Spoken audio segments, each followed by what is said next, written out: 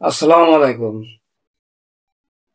তো আজকের বিষয়বস্তু যে কতটুকু জানলে তুমি নাস্তিক হবা না এবং নাস্তিকের মাইনাস পয়েন্টগুলো কি,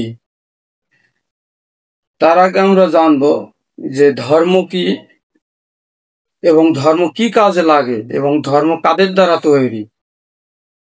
তো চলুন জানা যাক। ধর্ম কোনো ধর্ম কোনো ঐশ্বরিক সত্তার বার্তা বাহক দ্বারা নির্দেশ করে যে বিধিবিধান প্রণয়ন করা হয় তাকেই ধর্ম বলে। ধর্ম কাদের দ্বারা তৈরি করা হয়? যারা সৃষ্টির মনোনীত এবং প্রেরিত বান্দা, এবং তাদের দ্বারা ধর্ম তৈরি করা হয় পৃথিবীর বুকে। এটা মানুষের বিশ্বাস।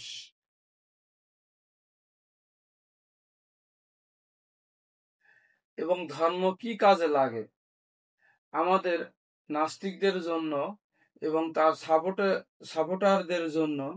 ধর্ম কি কাজে লাগে এই কথা ব্যাহত করে আজকে আমি যে কথাগুলো বলবো, সে কথাগুলোর উত্তরে আসছে যে আমরা যারা নাস্তিক আছি বা নাস্তিকের সাপোর্টার আছি, যে তাদের জন্য ধর্ম যদি একেবারে গুরুত্বহীন হয়, সেটা একেবারে তারা হয়তো কিছু সে সম্পর্কে জানে না। তবে ধর্ম কি কাজে লাগে সে কথার উদ্দেশ্যে আমি আমার এই ভিডিওতে আসছি। তো দেখা যাক, আসলে ধর্ম ছাড়া কি পৃথিবী চলবে? আমি মনে করি ধর্ম ছাড়া পৃথিবী মোটেও চলবে না। কি কারণে চলবে না? যেমন পৃথিবীতে কোনো ব্যক্তি মা বাবা ছাড়া যে মানুষটা থাকে, নিঃস্ব বা শূন্য মনে হয়, তার থেকেও যদি ধর্ম বিলীন হয়ে যায়, ধর্ম না থাকে, তার থেকেও বেশি বেশি নিজেকে শূন্য এবং আরবি ভাষায় ইতিম যাকে বলা হয়, ইতিম মনে হবে। তো আপনারা এইটা ধর্ম ছাড়া এই বিষয়টা বুঝতে পারবেন খুব কঠিন আকারে এবং কঠিনভাবে বুঝতে পারবেন যখন আপনি একা থাকবেন, যখন মা বাবাও থাকবে না, ধর্মও থাকবে না, দুটির বিষয়বস্তু একত্রে খুবই খারাপ লাগার বিষয় হবে। তো সেটা একটা গেল। তো নাস্তিক এবং নাস্তিকদের বিশেষ করে সাপোর্টারদের আরো বলবো যে কখনো কেউ যদি নির্জনে পড়ে যায়, তখন কিন্তু দেখবেন যে সৃষ্টিকর্তাকে ডেকে ডেকে এক পর্যায়ে মনকে সাহস যোগায়া লোকালয়ে চলে আসে। এটা ধর্মের উপরে ব্যাহত থাকার কারণেই এ সাহসটা যোগে। যদি নাস্তিকের সাপোর্টারদেরকে বলছি, যদি তোমরা কোথাও ভয় পাও, এটা তোমরা নিজেকে সামান্য কিছু মনে করলেও যদি কোথাও ভয় পাও, তোমরা সৃষ্টিকর্তাকে ছাড়া কোনো এক নাস্তিককে ডেকে তুমি সেখান থেকে উদ্ধার হতে পারবা না। যদিও সৃষ্টিকর্তার উপরে তুমি বিশ্বাস করো না, তথাপিও সৃষ্টিকর্তার ডাকলেই একটু না একটু হলেও তোমার সাহস যোগাবেই। শুধু তাই নয়, পৃথিবীতে কেউ কাউকে একরতি ছাড় দেয় না। যেমন করে আমরা বিশেষ করে ধরি যে ধন সম্পদের বেলায়, এটাকে আমি একটা উদাহরণ দিয়ে বলি যে আমরা কোথাও গেলে ন্যায্য আদায় বা ন্যায্য আইন থাকে না। তো তখন আমরা কিন্তু বলি যে ন্যায্য পাওনা বা ন্যায্য আইন অধিকার না থাকার পরেও একমাত্র সৃষ্টিকর্তার উপরে ছেড়ে দেয়। যদিও নাস্তিকের কথা অনুযায়ী তাৎক্ষণিকভাবে সে বিপদ আমাদের সৃষ্টিকর্তা উদ্ধার না করলেও সান্ত্বনাটা পেয়ে যায়। ধর্ম মানা না মানা প্রেক্ষাপট অনুযায়ী যে ধর্মটা আমরা পালন করি, যদিও তার আমরা না পালন করতে পারি, কিন্তু আমরা সেটাকে না অন্যকে পালন না করার জন্য এটা কোনো আমরা না করতে পারি না। কারণ কেউ ধর্ম পালন করলে পালন করবে, কেউ ধর্ম পালন না করলে পালন করবে না। কি কারণে আমি এটা বলবো যে কোনো ব্যক্তি আমরা মুসলমান, যদি আমার ভালো লাগতেছে না, চুপচাপ আমি আমার মতো কাজ করে যাব, যতটুক না পারি আমি ধর্ম মেনেই চলবো। কি কারণে এখানে যদি আমি ধর্ম বাদে ধর্মকে যদি কটূক্তি করে থাকি, তাহলে সেই ধর্ম থেকে আমার বেরিয়ে যাওয়া দরকার এবং সে সোসাইটি থেকে আমার চলে যাওয়া দরকার। কি কারণে সেখানে থেকে আমি তাদের ব্যাঘাত ঘটাবো না।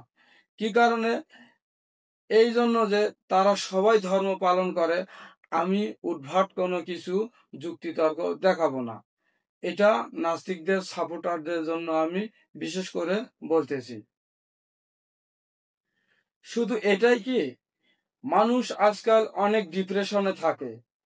যদি বলা যাক যে ভবিষ্যৎ প্রজন্মের জন্য যে আমরা ডিপ্রেশনে চলে যাচ্ছি, এটা কিভাবে তা আমরা বুঝতে পারতেছি না। তো বোঝার জন্য এতটুকুই, নাস্তিকেরও ক্ষমতা নাই বা নাস্তিক সাপোর্টারদেরও ক্ষমতা নাই।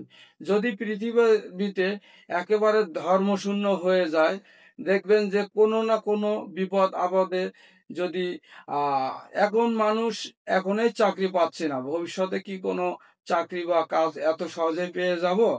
তো যখন ধরুন আমার একটা আইফোনের দরকার, তখন দেখবেন যে কত না কষ্ট করে হলেও আমাকে একটা আইফোন কিনতে হবে। তো আইফোন যদি আমি কিনতে না পারি, অনেক কিছু খারাপ লাগবে। একটা ডিপ্রেশনে থাকবো। যদিও কথাগুলো আমি একেবারে সহজভাবে বলতেছি, যে এটি কোরআন হাদিসের আলোকে কোনো কথা না। তারপরেও কিন্তু একটু বুঝে যান কথাগুলো। তো এই আইফোন না কিনতে পারলে এমনকি আমার খুব ডিপ্রেশনে চলে যাব। তো ডিপ্রেশনে চলে গেলে খুব খারাপ লাগবে। বিজ্ঞানের অবদান আমাদের আছে। সেই কারণে আমরা এই আইফোন যদি না কিনতে পারি, অনেকেই খুন খারাপি চুরি ডাকাতি করতে পারি। তবে ধর্মটা থাকলে, এগুলো ধর্ম থাকার পরেও হচ্ছে, কিন্তু ধর্ম না থাকলে একেবারেই তাড়াতাড়ি মানুষের মধ্যে কোলাহল সৃষ্টি হবে, আরো বেশি কিছু অরাজকতা সৃষ্টি হবে। অতএব ধর্মটা থাকা বাঞ্ছনীয়। শুধু তাই নয়, ইউরোপ কান্ট্রিগুলোতে, যেমন জাপানে, অনেক সময় দেখা যায় যে কথা বলার লোক থাকে না, মানুষকে ভাড়া করে নিয়ে কথা বলতে হয়। যখন একজন মানুষ ধর্মপ্রাণ হবে, সে ধর্মশালায় গিয়ে কোনো না কোনোভাবেই আল্লাহর ইবাদত করবে, সৃষ্টিকর্তার ইবাদত করবে, বা ডিপ্রেশন থেকে সে নিজেকে বিরত থাকতে পারে। অতএব নাস্তিকের সাপোর্টারদের জন্য অনেক ভাবে এর কথা উদাহরণস্বরূপ বলা যেতে পারে। অতএব ধর্মকে আমরা অপব্যবহার করব না। নাস্তিক এবং নাস্তিকের সাপোর্টারদেরকে আমরা বলছি, কিন্তু যেটা আমরা পূর্বগতভাবে দেখে আসছি, আমরা যে ধর্মের পিছনে মনে করি যে খুব ব্যয় হয়ে যাচ্ছে, আমরা ব্যয় করব না। আমরা ধর্মটা মানব, যেখানে যতটুকু দেওয়ার সেখানে অতটুকুই দেব। তো নাস্তিক এবং নাস্তিকের সাপোর্টারদের জন্য আমার এই সংক্ষিপ্ত কথাগুলো রেখে দিলাম। তো আপনারা শুনে নেবেন এবং ভিডিওটা দেখে নেবেন। আসসালামু আলাইকুম।